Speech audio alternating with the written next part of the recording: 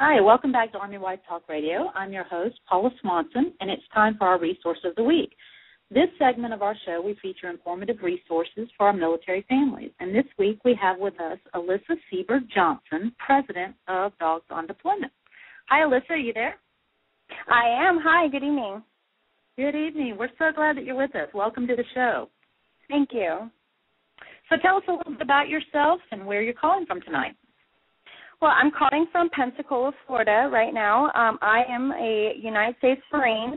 I am a second lieutenant, and I am currently going through flight school. I am married to a Navy lieutenant who's currently deployed with 5th Fleet. We both started Dogs on Deployment in order to help other military members and families out there. That is awesome. So flight school, huh? Yes. Yeah, it's fun. Yeah, I bet it is. So tell us, what's the mission and the purpose of Dogs on Deployment?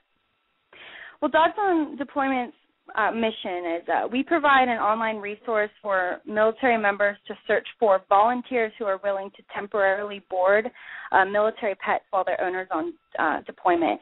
Our main goal is really to keep military pets out of shelters, or thinking that military people often think that they don't have any other option, and that they often have to give away their pets when they come up to deployments or training or anything else that might require them to have a temporary leave from their pet. We're here to educate those military members that there are resources out there that will help them, and Dogs on Deployment is one of them. Well, that's awesome. I guess when people do their family plan, they don't necessarily think about their pets and what they're going to do right. in that situation. Well, unfortunately, it's not even so much that you might not think about your pets, but you might find yourself in a situation where you don't have anyone to rely on to help you with your pets, or you might have had a plan, but then it fell through for whatever reason. So oftentimes military members do plan for their pets, but then they find themselves in a situation where they need more help than they originally anticipated, or they find themselves in a situation where that they didn't expect. Right. Well, how did you get involved? How did you start this Dogs on Deployment? Well, my husband and why I, did you? Yes, we own a miniature Australian Shepherd named JD. When I commissioned, I was supposed to go to the basic school, which is a 6-month Marine Corps school in Quantico, Virginia. I was supposed to report in June of 2011. During those 6 months, I was going to be living in military barracks where you cannot keep pets. And my husband was scheduled to deploy during those 6 months as well, so we weren't going to have a house. We didn't really have a set plan with what to do with our dog. Originally, I was supposed to go to TBS and at a different time, and my husband was supposed to deploy later, and so we weren't going to be able to have, either one of us was going to be able to watch our dog originally. But like I said, plans and things changed that are out of your control, and our orders both got switched so that we were going to have about a 4-month gap where neither of us was going to be able to watch the dog. We were lucky enough that we ended up having a distant relative that lived in Virginia, about 40 minutes from where I was stationed, and they're a retired military family as well, and they had dogs, and they were more than willing to take in our dog JD for the 6 months that I was at training. With that, we kind of realized that this was a serious situation. Just in terms of, we were looking at professional boarding or paying someone to watch our dog, and it was very expensive and definitely not something I was comfortable with doing with my dog. I mean, he is my fur baby, so I wanted to make sure he went to a good home, obviously, and there was no chance that I would ever get rid of my dog. Right. But, there are other people that have found themselves in this situation, and we wanted to provide a resource that would make it easy for them to find solutions. Wow. Yeah. Well, you are an extremely busy woman. I mean, how do you balance being a military officer in flight school, you're a military spouse, your husband is deployed, and you're the nonprofit president of Dogs on Deployment? How in the world do you balance all of that? Well, I mean, women are very talented, and we can multitask very well. I think every, military spouse can attest to that. Of course, being a military officer is my first priority. That is, my job. That is what I do for a living. On the side, I do have to, give a lot of time to my family, obviously. But definitely, Dogs on Deployment is a huge passion of mine. So I need to, balance and make the time to give it what it deserves in terms of getting it on its feet and getting it, out there and educating people that we exist and finding supporters. It's definitely something that takes up a lot of my weekend time. And luckily, my husband is deployed right now. So, of course, he is doing his own thing. So it's given me a lot of time to kind of get Dogs on Deployment started and up on its feet. Sure. Well, how did you get it on its feet? I mean, when did you start this organization, and how did you go about getting it started? Right. Well, like I said, in June 2011, just this past summer, was when I had my orders to move to Virginia. My husband and I, we drove across country to move me and all my stuff and my dog. We drove to Virginia, and on that trip was where we kind of formulated this idea, and it was literally just me and him talking about, the need for having an organization that makes it easy to find volunteers and find help. When we were in the hotel before I checked in the next day, I literally opened up a web design program and built a kind of rough draft of a website. We ended up launching it. We bought the web domain. Actually, my father gifted us the web domain, in case he's listening out there. And then launched the site and made a Facebook page. We probably had 26 likes in the first 2 weeks.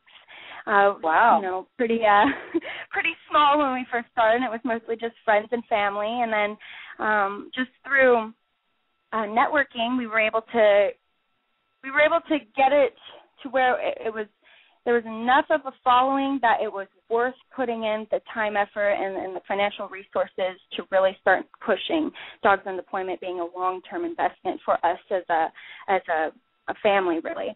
In August, we filed for our corporate license and became a registered nonprofit. Just on New Year's Eve, our New Year's resolution was to file for our 501 Charlie 3 tax-exempt status. So currently that application is pending with the IRS. We're right now working with a web design firm, and we're completely redoing the website in and out. It's going to have amazing features. It's going to make it so easy for people to sign up, use, and communicate with each other. And our biggest way of really telling people that we exist is, our Facebook page, social networking, like we've all said tonight. Our fans, our supporters, our family, and then, of course, our own military networking that we've done within our own units. Right. So, wow. So it was really born out of your own personal experience, and thankfully you had family that was near you to be able to help with your situation. Right. So, wow, that is awesome. You have not wasted any time on getting this going, have you? Well, we go for efficiency, so but we're trained to do. You do an awesome job. I tell you what, that is really cool. So how do you find the volunteers for Dogs on Deployment? Well, again, this is social networking. Whenever we have a pet in need, like a military member that lists their pet on our website, if we don't already have boarders in that area, I will go and I will contact local media. I will work with any type of businesses. I'll be calling pet shops. I'll be calling veterinarian offices. I'll be calling the shelters, emailing every pet-related business in that city, just trying to recruit people that would be interested in becoming what we call DOD boarders, Dogs on Deployment boarders. So that's how we really recruit, is through not only our Facebook page and people sharing us on Facebook and myself going around and posting on different Facebook pages of, military-related or pet-related pages as well. But then I go ahead and I contact local businesses and trying to recruit them to our cause. Wow. Do you know how many volunteers you have so far? I'm sorry, what was that? Do you know how many volunteers you have so far? Yes. Gosh, I'll have to bump up that number. Just in the last 2 hours, I got like 11 new boarders signed up this evening. So it was a very, very popular day. But we have about 160 or more boarders that are located across the U.S. That is awesome. Wow. So how many pets have you helped so far? We have tracked just about 20 pets that we have helped place in homes. We just recently received an email from a military member that was in Fayetteville, North Carolina, and she used Dogs in Deployment to find a home for her dog Gunner. So that was just a couple days ago. That's awesome. How long do you keep the postings? I've been on your website, and when I checked it earlier, you had about 19 dogs that were in need. I saw a couple of cats. How long do you actually keep those postings on there? Because, I mean, I'm sure some of them, they have to make alternative plans because they haven't found anybody by the time they leave. Right. So do you keep those ads on there for a little bit longer? Yes, I normally do. And the reason for that is that because sometimes they'll post a listing, say 1 month, and then something, falls through later on. I won't take a posting down until I get a definite confirmation from the pet owner saying, I want my posting removed, or I found somebody, please remove my posting. Just because the way our website is set up right now, I can't track all the communication. So I don't know what exactly is going on with those individual pet owners. However, with our new website, it's going to be monitored completely by me and whoever else is on the staff of Dogs in Deployment. But each pet owner or DoD boarder will actually have their own profile that they'll be able to go and update themselves. So if I'm a pet owner and I list a posting, and then, a month later I either find someone through Dogs in Deployment, or, maybe I just don't need a boarder anymore, I can log into my own profile and take down that listing. So it will no longer be on the responsibility of me as the president. It will be on the responsibility of all the users of the website to go ahead and keep their own profiles up to date. Well, that's a great idea. Definitely. That should save you some time. So if somebody is interested in becoming a DoD boarder, or they need to list their pet, what is the procedure of doing that? How do they go about doing that? Well, right now, and it would be the same with the new website that should be launched in about February, is you would just visit the website and you would either click under DoD Boarders Apply, or under Pet Owners List Your Pet. There's just a short application. You submit that, and then it gets posted in a database that, either the boarders or the pet owners can search for. As soon as any listing's activated, I also post it on our Facebook page and just kind of let all of our supporters know that we have, someone new that signed up to the website. So it's just a simple application. The new website, the only thing that will be different is that you'll actually be creating an account, so you'll be able to log in with your own email address and complete the account and update it as necessary. That's a great feature that you're going to have there. Okay, so if I can't become a boarder, and I don't necessarily have a pet in need that I need to list, are there other ways that the public can help support Dogs on Deployment? Oh, of course. Like any other, charitable organization, we do accept donations, especially with our 501 Charlie 3 status that we just applied for and investing into this website. We really appreciate the donations to help us in our endeavors to, improve our service that we offer to the military members. Also, we do sell T-shirts that are rather popular. Every time I wear mine, to the dog park or whatnot, I get so many compliments because they're pretty cute. We also have flyers that, if you have a business or if you want to just post the flyer up in your community, you can print them from our website.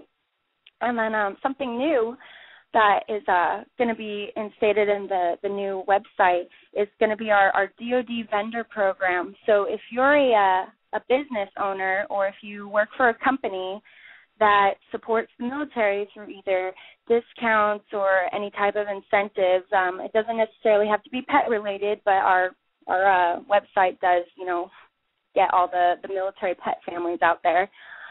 You'll be able to kind of advertise with us. We'll be more than happy to list your business on our website. In exchange, we can create some sort of partnership, and that way we can not only educate the communities about what businesses exist out there that are willing to help military members through incentives or discounts, we can also get something back from those companies if they're, willing to support our cause and our organization. Sure, great. Okay, Alyssa, well, where can our listeners go to find out more information? Go ahead and give us all of your social media websites and Twitter and that sort of thing so that we can keep track of what's going on. Well, we have www.dogsondeployment.com.